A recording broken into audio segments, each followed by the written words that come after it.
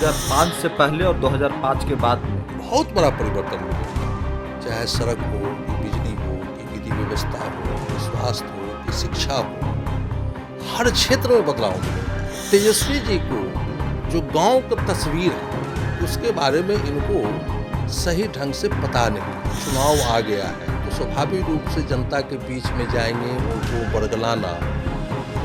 और सबसे बड़ी बात है कि एक जातीय उन्माद को पैदा करो। तेजस्वी यादव तो यादव और कुशवाहा भाई भाई का नारा दे रहे हैं। देखिए, हम लोग कोई हिंदू की बात नहीं करते हैं ना मुसलमान की बात करते हैं, हम लोग न्याय की बात करते हैं। यादव समाज के लोग बीजेपी को वोट दे रहे हैं, क्यों नहीं दे रहे? बिल्कुल भारतीय जनता पार्टी के साथ यादव समाज के लोग, मैंने पहले भी कहा है कि भारी मात्रा में लोग इससे जुड़े हुए हैं।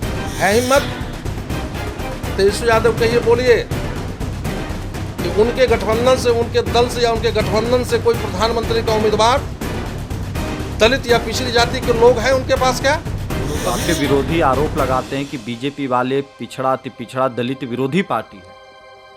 भाई, हमने तो अपने कर्मों से साबित कर दिया है ना, कोई खिलवाड़ नहीं कर सकता। 2025 में क्या होगा बिहार में? 2025 में है हमारी सरकार बनेगी, एनडीए की सरकार बनेगी। नमस्कार, आप देख रहे हैं लाइव सिटीज। मैं हूं आपके साथ सौरभ राज। तेजस्वी यादव बिहार के यात्रा पे निकले हुए हैं, अपने कार्यकर्ताओं से, बिहार के लोगों से मिल रहे हैं 2025 विधानसभा चुनाव की तैयारी में। मेरे साथ बात करने के लिए बीजेपी के सांसद अशोक यादव हैं, इनसे बात करेंगे। अशोक जी, तेजस्वी यादव बिहार घूम रहे हैं और आरजेडी के लोग ये दावा कर रहे हैं कि एनडीए की विदाई 2025 में हो जाएगी, तेजस्वी यादव मुख्यमंत्री के कुर्सी पे बैठ जाएंगे। देखिए, तेजस्वी यादव राष्ट्रीय जनता दल के नेता हैं और बिहार घूमने हैं तो बिहार के घूमने में कोई बुराई नहीं है। इनको तो घूमना चाहिए, गांव-गांव तक जाना चाहिए और लोगों से बात करना चाहिए, पूछना चाहिए कि 2005 से पहले बिहार की स्थिति क्या थी और 2005 के बाद जब एनडीए की सरकार बनी, नीतीश कुमार जी मुख्यमंत्री बने, उसके बाद बिहार की स्थिति क्या है। बहुत बड़ा परिवर्तन मिलेगा। 2005 से पहले और 2005 के बाद में बहुत बड़ा परिवर्तन मिलेगा। चाहे सड़क हो कि बिजली हो कि विधि व्यवस्था हो कि स्वास्थ्य हो कि शिक्षा हो, हर क्षेत्र में बदलाव मिलेगा। तेजस्वी जी को जो गांव का तस्वीर है उसके बारे में इनको सही ढंग से पता नहीं है और अपना घूमने जा रहे हैं, इनका काम है। जब चुनाव आ गया है तो स्वाभाविक रूप से जनता के बीच में जाएंगे, उनको बरगलाना। और सबसे बड़ी बात है कि एक जातीय उन्माद को पैदा करना। कौन तेजस्वी यादव जातीय उन्माद को पैदा करते हैं? इन लोगों का एक ही काम रहा है कि कभी भी ये लोग विकास की बात नहीं करते हैं, सिर्फ जात की बात करेंगे, तुष्टीकरण की बात करेंगे। हम कहेंगे, तेजस्वी जी आप दरभंगा गए हैं तो थोड़ा वहाँ भी जाइए आप, जहाँ हिंदू समाज के अल्पसंख्यक लोग रहते हैं।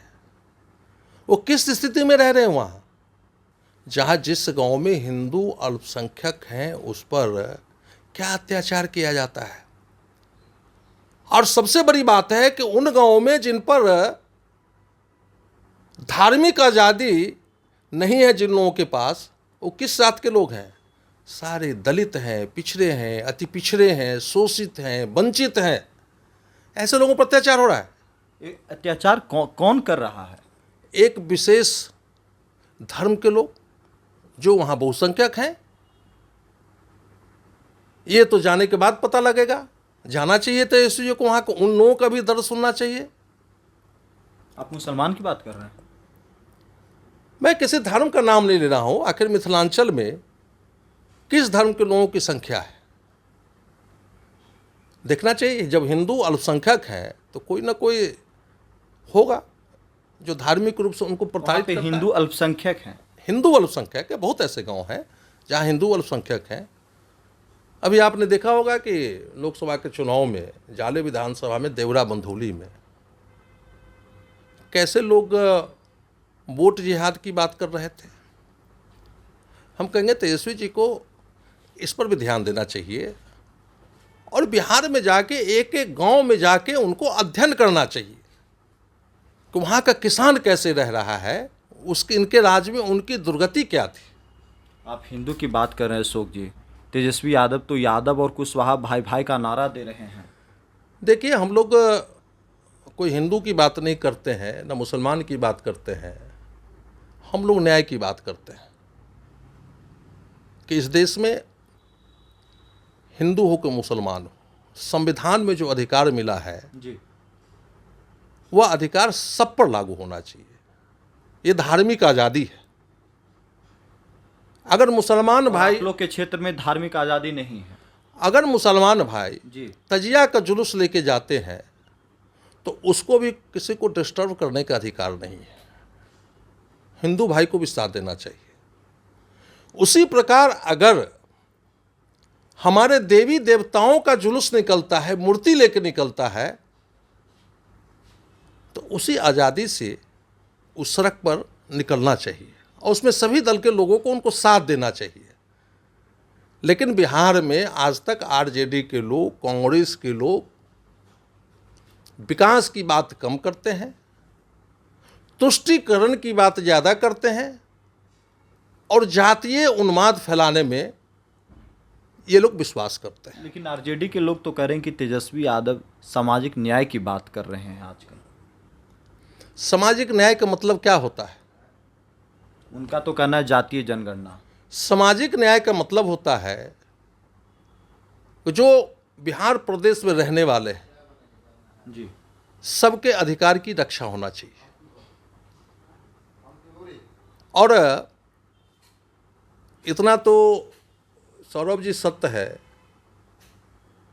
कि संख्या तो बिहार के संदर्भ में बात कर रहा हूँ, तो जी। वहाँ संख्या किसकी ज़्यादा है? पिछड़ों की संख्या है, जी। दलितों की संख्या ज़्यादा है। जी, 15 वर्षों तक तो ये लोग सत्ता में रहे, इनके माता पिताजी रहे ना। उन पिछड़ों के लिए, उन दलितों के लिए, उन अति पिछड़ों के लिए इन्होंने क्या किया?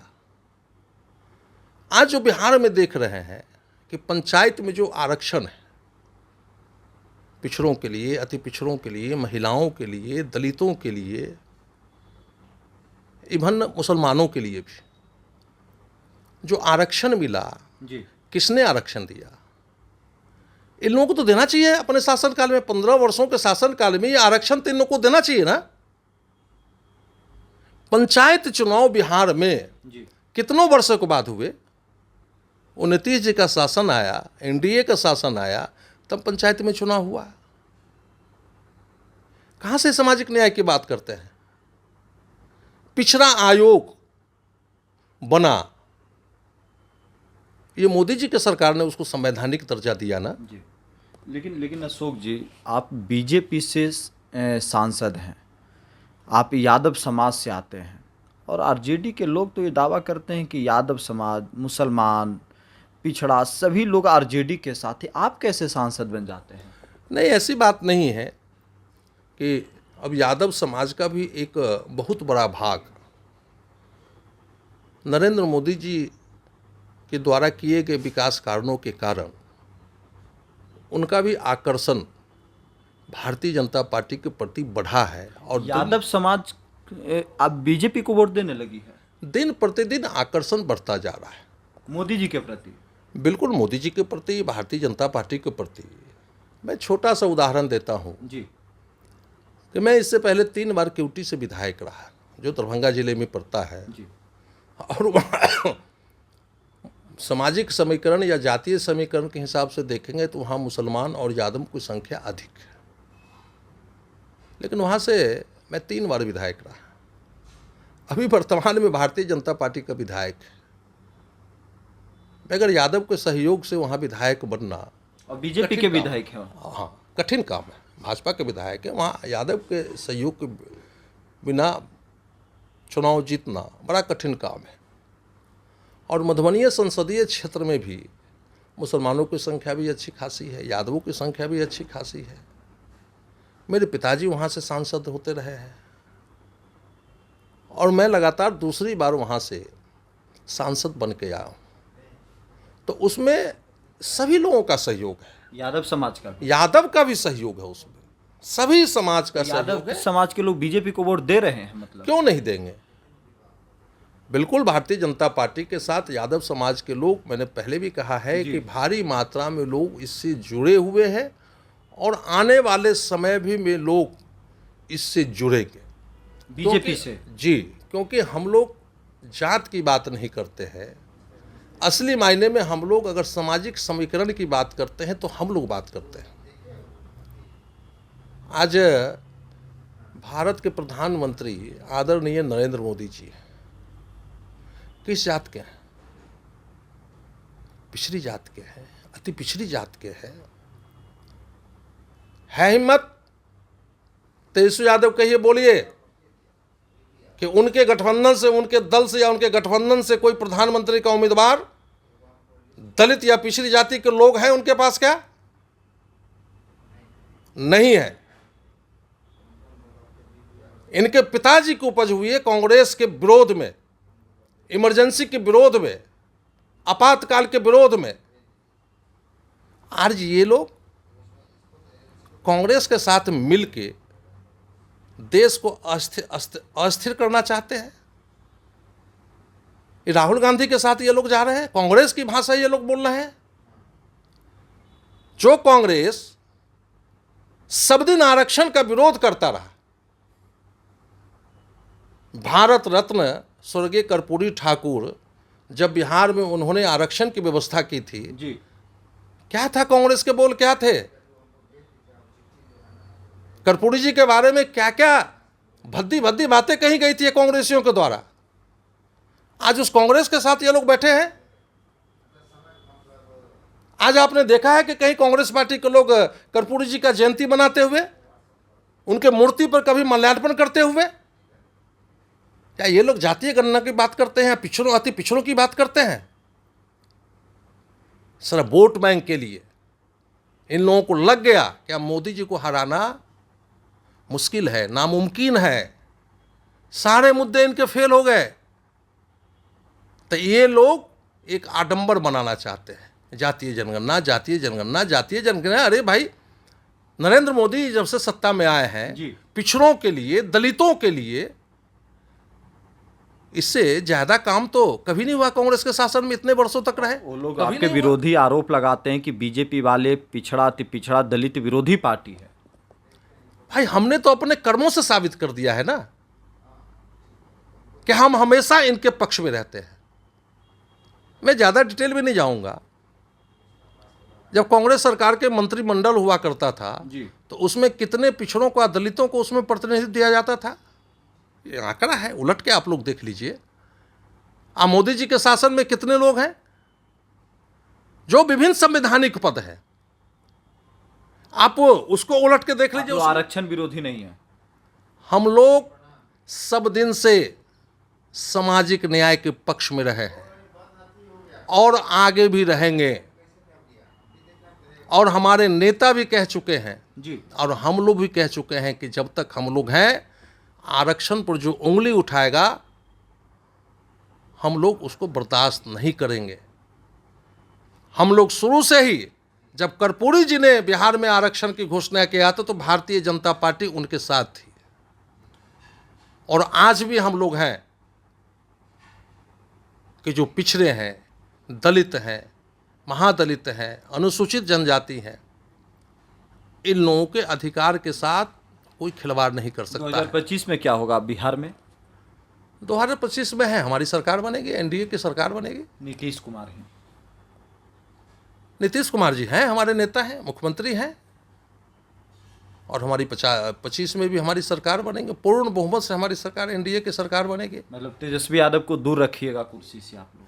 हम लोग दूर क्यों रखने, कौन रखने वाले? जनता दूर रखेगी। जनता देख रही है, आकलन कर रही है जनता कि किनके शासन में क्या हुआ है, इन लोगों के शासन में क्या हुआ। और 2005 के बाद जो नीतीश कुमार के नेतृत्व में जो सरकार बनी भारतीय जनता पार्टी के साथ, इन वर्षों में क्या हुआ है जनता देख रही है। इसलिए सरकार 25 में निश्चित रूप से आप निश्चिंत रहिए कि वहाँ एनडीए की सरकार बनेगी। चलिए शुक्रिया सर, थैंक यू हमारे साथ बात करने के लिए। बहुत बहुत धन्यवाद आपको भी। Thank you sir.